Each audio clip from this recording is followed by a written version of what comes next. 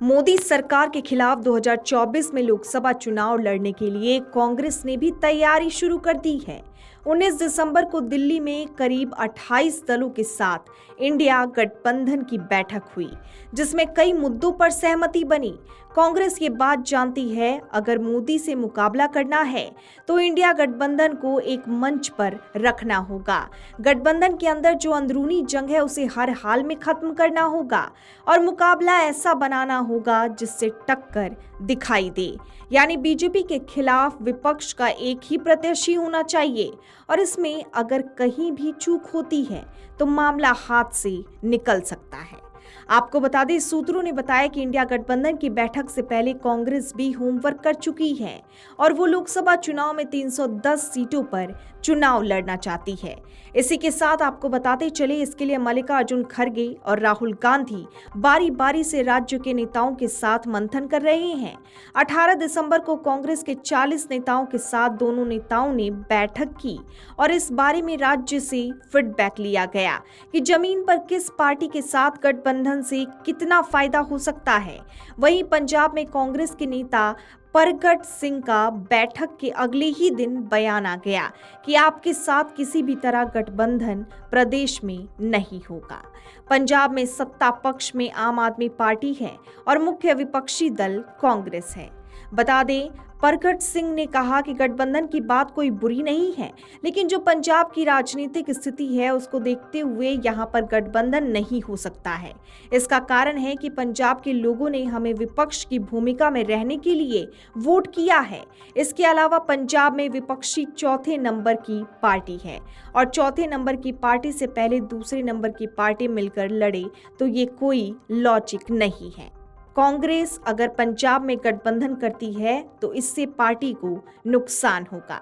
आपको बता दें, राहुल गांधी और मल्लिकार्जुन खड़गे पश्चिम बंगाल कांग्रेस नेताओं की बैठक होनी है, जिसमें उनके सामने सवाल है कि सीपीएम और टीएमसी के साथ कैसे केमिस्ट्री बनाकर रखी जाए, जो कि बंगाल में चुनाव लड़ने के लिए बहुत ही जरूरी है।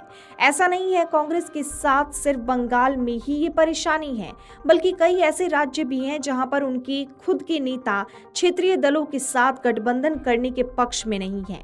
हालांकि ये कांग्रेस की मजबूरी है, क्योंकि पिछले 6 लोकसभा चुनाव को देखें तो क्षेत्रीय पार्टियों की बड़ी भूमिका के बारे में पता चलता है।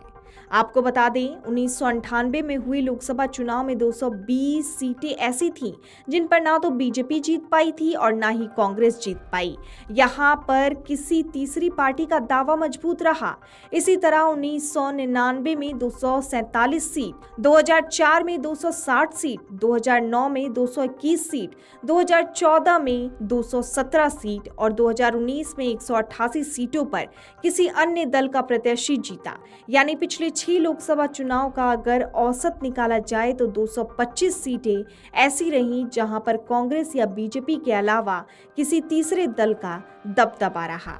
इसमें कुछ दल ऐसे हैं जो बीजेपी के साथ, कुछ दल ऐसे हैं जो इंडिया गठबंधन में शामिल हैं और कुछ दल ऐसे भी हैं जो किसी के साथ नहीं हैं।